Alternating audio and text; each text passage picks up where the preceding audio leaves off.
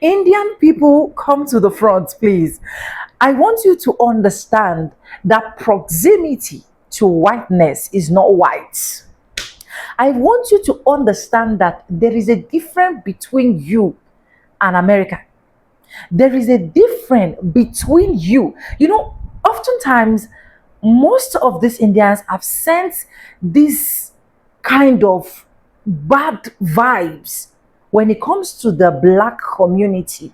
In fact, I can tell you that some of these Indians can literally prefer to associate themselves, work, or do any single thing with a white skinned person than for them to bring their self close to a black person.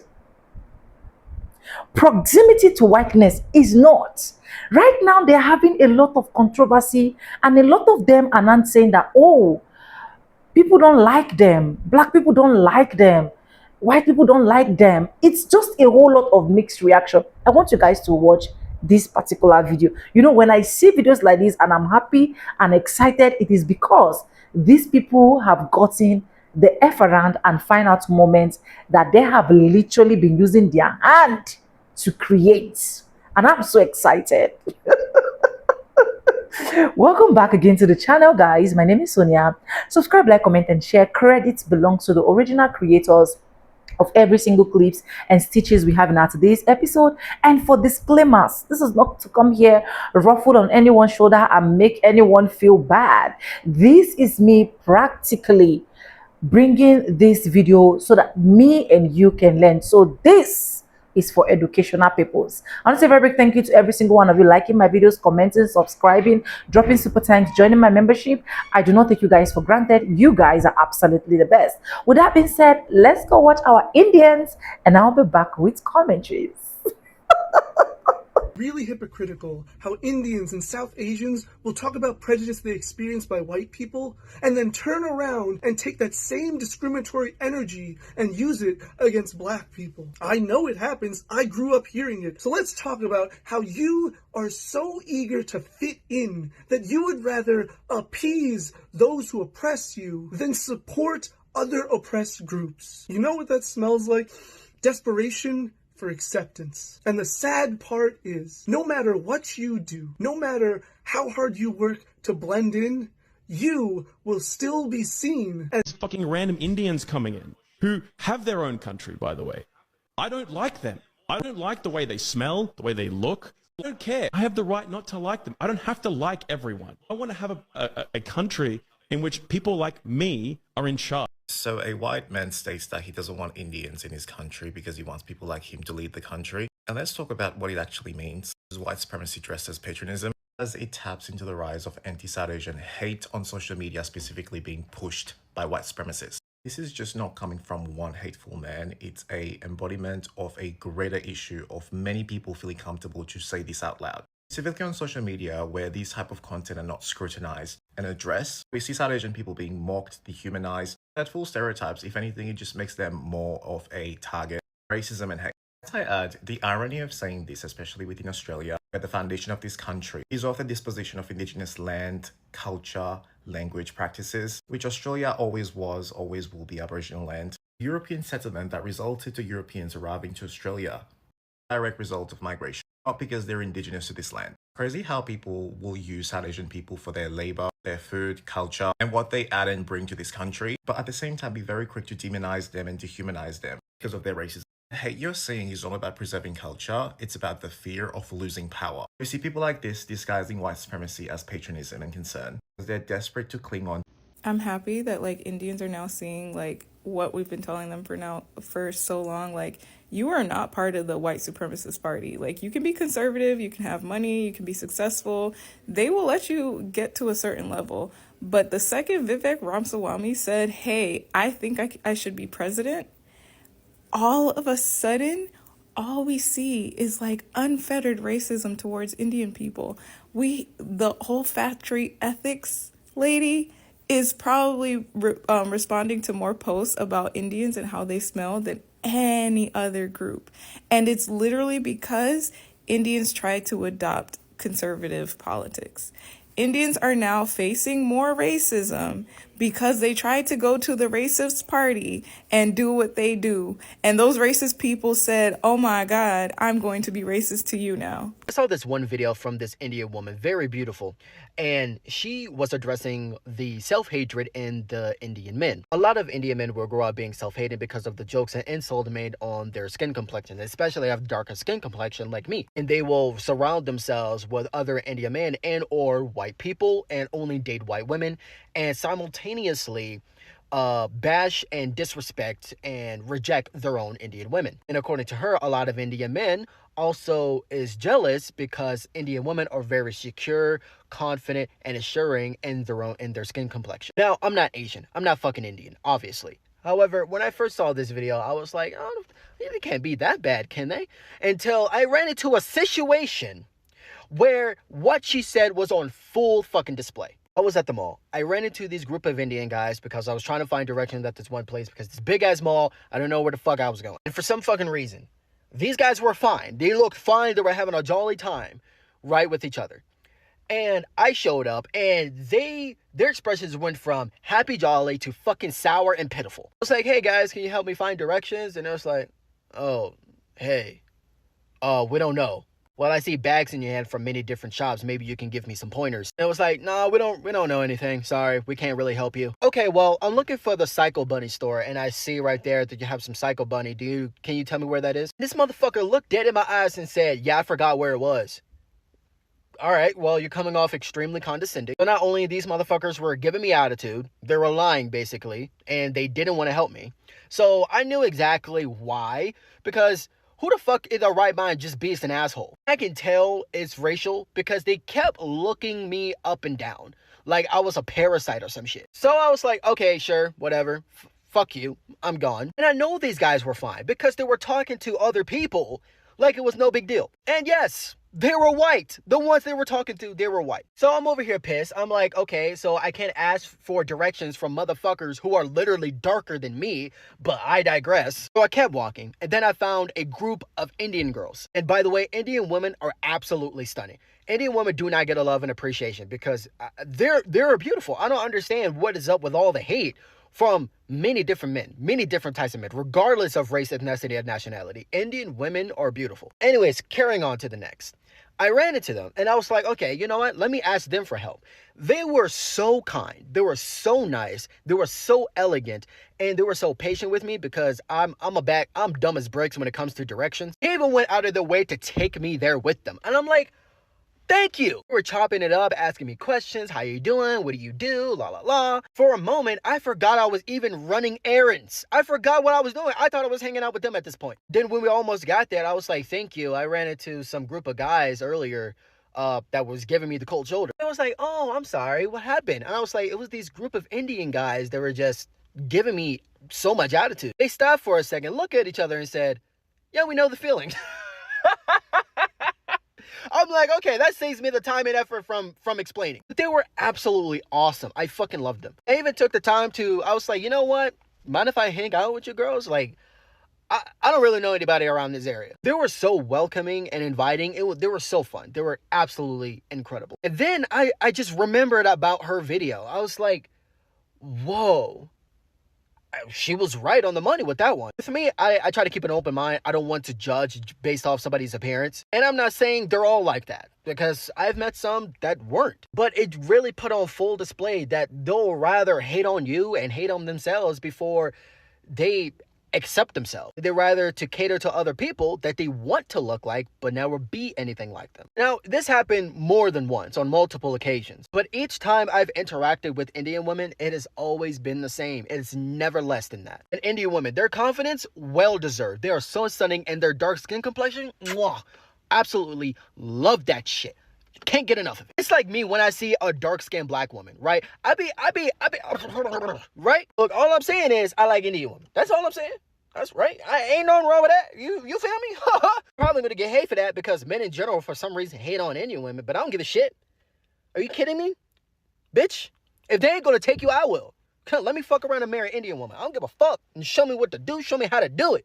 But in all seriousness, wait, I was serious. But in all seriousness, like, it's I do understand it now. I didn't know at first because, like I said, I'm not Asian. I'm not fucking Indian.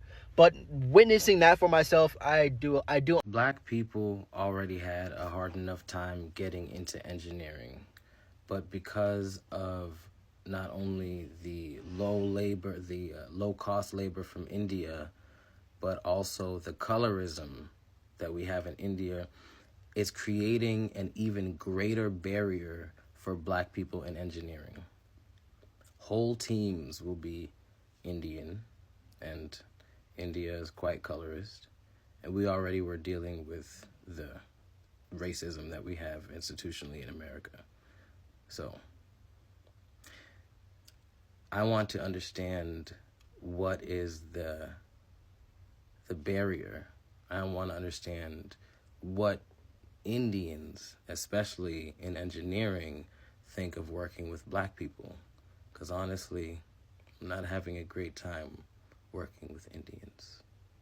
That there's more hate towards Indians online now rather than a few years ago. On social media, I've seen some videos which do showcase the things where some people are just shouting, go back or whatever. And I do feel that we need to take action against that. But apart from that, I guess it's in certain parts of Canada than all over Canada. Yeah. Every time I go on Reddit, even if it's like I go on Personal Finance Canada a lot, and it's just racism towards Indian. Like if the Indians were driving up the prices, like everything would be so much cheaper. There is a lot of racism going on. When I came, it was not like that 3 years ago, but now, yeah. I have felt that there's a different attitude towards Indians sometimes in certain areas or in certain places, but there's nothing extreme that has happened to me. But it's lot more of the attitude changes, but not the words. That's what Indians in general is so normalized. When I was in college, I had this friend who was an international student from Dubai, but he was Indian, he was North Indian. And we had this like really crazy conversation. He was just like, oh wait, what type of Indian are you? And I was like, I'm South Indian, I'm Malu. And he was like, oh my God, I love Malus. And I was like, that's crazy. Not many people know where Kerala is, like who Malus are. That's kind of crazy. And then I asked, like, do you have a friend that's Malu? Like, how did this like, oh, I like Malus decision come to be? And then this man says to me, completely dead serious by the way, oh, all my servants back home are Malu. And my dad keeps hiring them because they're good workers. My jaw is like fully open. I'm like, what do you mean servants? Like, you know, the driver, the cook, the cleaner. I was like, there's no way that this conversation's happening right now. And then he has the audacity to ask me, hey, so like, does your dad work in the Gulf? Is he a window cleaner or something? And let's just say my dad was. He's not, but what if he was? Like, it is very insensitive to just come to the agreement of like, oh yeah, all Malus are just doing labor jobs in Dubai. Like, let's talk about how the Gulf exploited cheap labor from a lot of regions of India, specifically South India. It blows my mind, like even in today's day and age, that there are people out there that genuinely believe that all Malus do is cook and clean up after you in the Gulf. At the time I laughed it off because I literally thought this was a joke. So I'm a sociology major, so I think about certain things more often than I should. One question that I've seen so often that I think about so much is why South Asians get so much hate. I think that it's fair to say that out of all non-Black minorities, South Asians get like a crazy amount of hatred. I remember like watching those, you know, high school interviews and it's like, what race would you not date? It's always Indian, even though that's not really a race. But I've noticed that a lot of South Asians tend to express this like isolation as a race because they just feel so hated across the board. But I think I can pinpoint why. I think that it comes down to two different things. One, skin color, and two, just having such a tight-knit foreign culture. One thing that will separate East Asians from South Asians is that East Asians, you know, are closer to whiteness on the spectrum. I think that one similarity we can see between East Asians and South Asians is that they have very tight-knit cultures, mainly because they were able to immigrate to this country on their own. The majority of Asian people were not like forced here by slavery like Black people and came to start a new life and a lot of times had, you know, some sort of wealth. This is where we see like a similarity of hatred against Asians in general. It's just because of the fact that this tight-knit culture was able to last that immigration. Because their culture was not stripped away from them, they were able to keep it and retain it, and that just led to a lack of assimilation. Yet we still see like a stark difference in treatment between East Asians and South Asians, and I think the difference is generally just skin color. Of all non-Black minorities, South Asians tend to be the darkest. And racially, I feel like this has garnered them a very, interesting specific place. Like, you look brown, but you're not Black, so it's just like, how do I treat you? Where do I place you? And also just, again, by having that very strong cultural bond, less of that assimilation there, there's more to characterize and then put into a box and hate for, like, the masses. I think this is why we even see other races like Black people hate on South Asians too. Because African Americans were, like, completely stripped of their culture, they had to kind of create a new one in America. So much of Black culture is pretty much intertwined with what we call American culture too. Because the Black identity has basically been created here in America and is the foundation of American culture, it just feels more familiar. This is why, like, even Black people can other South Asian people, because they still feel like somewhat in some type of group here in America. So yeah, those are just like my thoughts that I have formed in my head. If anyone just like blatantly disagrees with me or has like further insight, just let me know. I want to comment on this video about this Indian couple getting married. The Indian guy is very dark. He's basically my complexion, and his wife is a little fairer than him. And the comments they're getting is just like, why is this dark-skinned man with this lighter-skinned woman? It's just like complexion complaints from Indian folks, from their own folks. और जब मैंने लोगों का reaction देखा, I was in that my family got targeted. You are nobody. Anytime I see a video that really like hits me, I go, man, let me talk about it. First of all, India is like just, they are. When it comes to like complexions, listen, every brown society has complexion problems. This all stems from white supremacy and European colonization, European standards of beauty. This is all facts. India was colonized by England, Nigeria colonized by England. England colonized a bunch of Caribbean, France, all of that. So all the European influence made brown people feel like shit. Okay, even in their makeup products, if you go to some of these countries, when I was in Thailand, all the advertisement was light-ass Thai people. Light as fuck. And most of the Thai people are dark brown. It's the same thing in the Philippines, same thing in some parts of Africa, and same thing in parts of Asia. It's insane. It's like even with Bollywood, it's like these Indians be light as fuck, but they still look Indian, which is hilarious. But they're light as hell. That's why I always advise people to watch movies from Telugu, the Telugu movies. That's a different part of India, but you'll actually see brown people, because the majority of India is brown. So it's nice to see these new Telugu movies like RRR, for example. If you're ever interested, watch RRR and you'll see actually brown people. Of course, all these different countries are made up of different complexions, but they always put the lighter people in front. There's one called Light and Lovely, I think. It's a bleaching cream in India, Light and Lovely. I think it's Light and Lovely, I think. If I'm wrong, let me know. But it's like, they have that on the shelf like fucking Vaseline. They buy that Light and Lovely. In Nigeria, they had Ambi. I think it's still there. But a lot of lightening creams are in a lot of these countries, even in America, and it's pretty fucked up.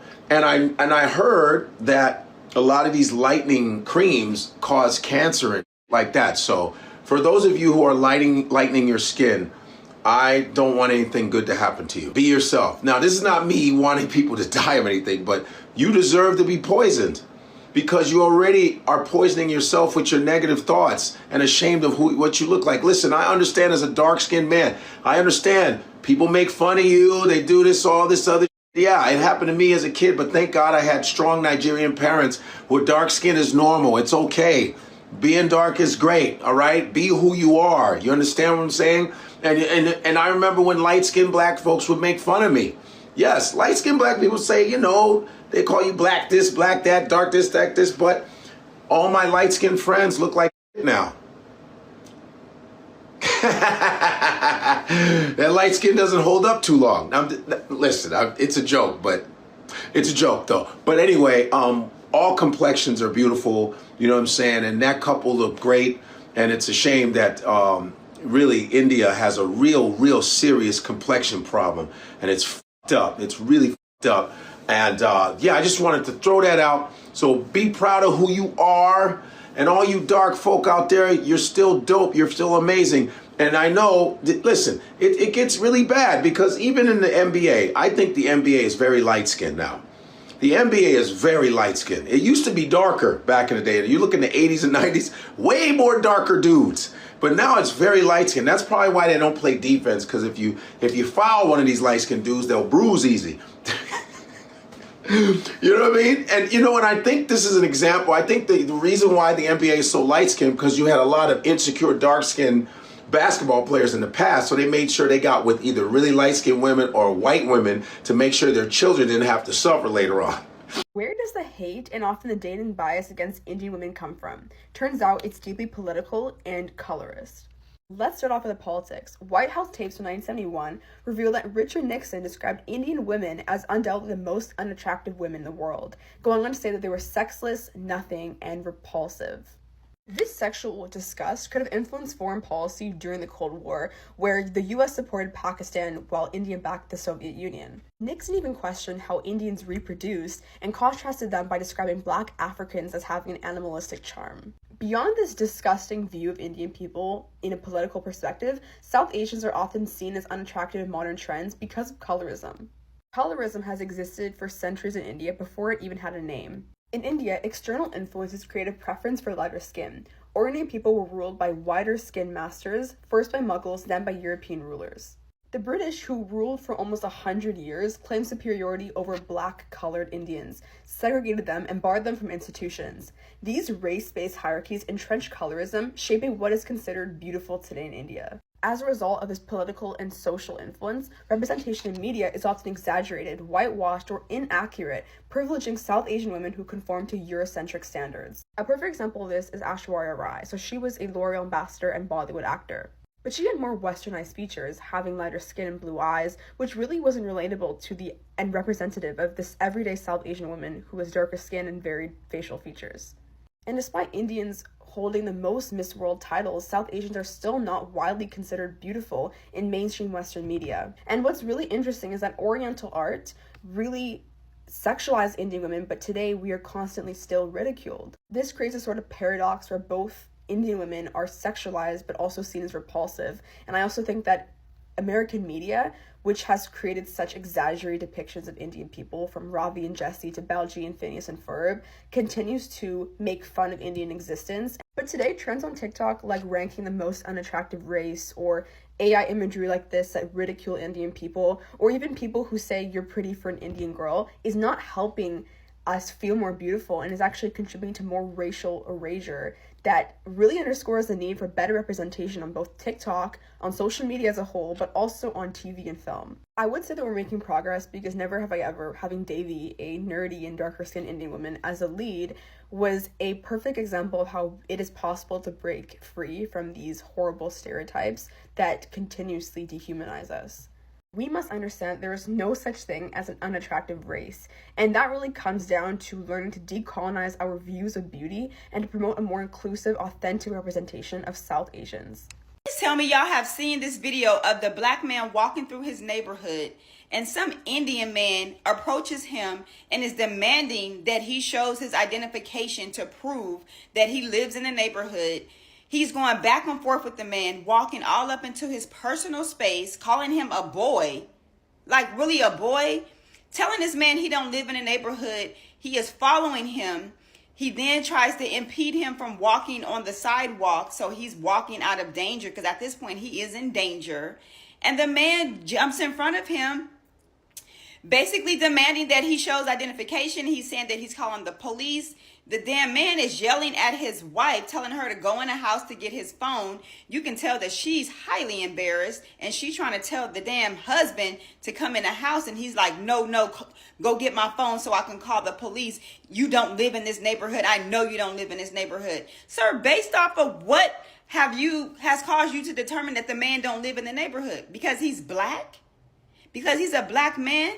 The crazy thing is, sir, y'all skin colors is damn near the same color. But the only difference is you don't see yourself as a brown person, as a minority. Crazy. I just reposted the video. Y'all go look at the video and come back and let's talk about it.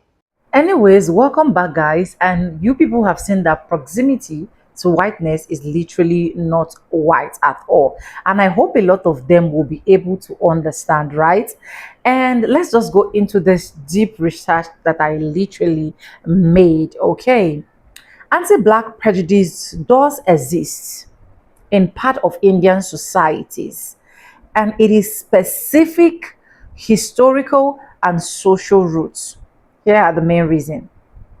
Colonialism, the big reason.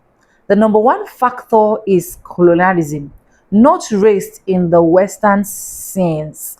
In many Indian society, lighter skin has long been valued. Darker skin is often unfair, associated with low class, outdoor labor, poverty. This exists before Europeans arrived due to caste hierarchy, class distinctions, elite lifestyle. Because many black people have darker skin, colonialism split into anti-black racism. This is why skin light products are highly marketed in India, and even dark skin Indian face discrimination from other Indians. This is prejudice based on skin tones. British colonial influence. British colonial rule in 1757 to 1947 deeply shaped racial thinking. The British promotes the idea that whiteness is equals to superiority, classified people by race, and scientific racism. But in Europeans, at the top, darker people are at the bottom. This creates internalized racism, desire to associate with whiter groups, distance for blackness. Some Indian inherit colonial racial hierarchy even after independence. Lack of exposure plus stereotype, which is number three. In many parts of Indians, people rarely interact with black people. Knowledge comes from Western Indian stereotypes, movie portraying black men as criminals, and pornographic stereotype, especially harmful. This leads to fear of unfairness, ignorance, not informed. When African migrates to India, students work culture shock plus bias turn into discrimination. Let's talk about number four, which is the caste mindset transferred onto race. Indian caste system trains society to think in terms of hierarchy, purity versus impurity, us versus them. When race is introduced, some people unconsciously apply castle logic to black people. This makes discrimination feels normal to them. This is learning behavior, not biological or universal. Let's talk about the economic tension in some cities. In certain urban areas, African immigrants may associate often unfair. Police profiling reinstate the stereotype, media negative stories. This creates moral panic, not truth-based judgments. Important encountered truth, which is often ignored. Many Indians admire black culture, music, and athletes. Indians and African historically has had trade and cultural changes. Indians supported Africans' anti-colonialism movement. Many Indians actively fight racism and defend black communities. The loudest prejudice often come from ignorance, not majority opinion. The key takeaway is anti-black prejudice among some Indians come from colonialism, colonial conditioning, caste-based hierarchy thinking, media stereotype, and lack of real interaction. Now, the truth is, if Indians are willing and ready to make unity with more of black people, I think it will be the best for them. Do not get me wrong. I'm not saying that white folks are not good. We have some good white folks. We also have some good Indians. We also have some blacks that if you check them, you know that, oh, this kind of people, I don't need to go close to this particular set of people. But in real sense, I have seen it in different occasions where these Indians they will literally prefer to be associated with whiteness. They will literally prefer to put themselves in the same room where white people are than where black folks are. And at the end of the day, when they now have issues, they want us to come out. They want us to come true for them. Now, you can see from one of the clips that I actually roll out, where you literally see this white man saying, you do not like them, they smell, they do this, they do that, east, west, north, and south. But still, I can tell you for a whole fact that these people will still prefer to be happy going close to that kind of person than a black person that can actually give them peace of mind. Note, black people are not literally begging Indians to come be friends with them and so on and so forth. But the earlier people realized that a lot of things that have been set out during slavery, segregation, east-west, a lot of things that have been set out ancient years ago, they are no longer the same as to what is happening in the current society. I don't know if someone is getting the point where I am coming from. Like I said, for disclaimers, this video is just for educational purpose, not to say Indian people automatically, every single one of them hates black people. That is not what I am saying. This is me bringing out educational videos so that the both of us can actually digest this together. So I want you to let me know in the comment section, as a black person especially, why do you think that Indian people have this anti-black racism or prejudice between them and black people? I just want to get your honest opinion. Do you have any encounter with them? You will also want us to know in the comment section. Please, we'll be pleased to hear all of that. If you haven't subscribed, like this video, drop me your comments, and lastly, do not forget to share. And credits belong to the original creators of every single clips and stitches we have in our today's episode. And guys, thank you so much for always subscribing, dropping commentaries, watching my videos. I do not take you guys for granted. You guys are absolutely the best. Anyways, with that being said, with no further ado, I do like I always say in my videos, I'm going to be saying bye, and I'll see you guys in my next one. For now, bye guys. I love you guys. Mwah.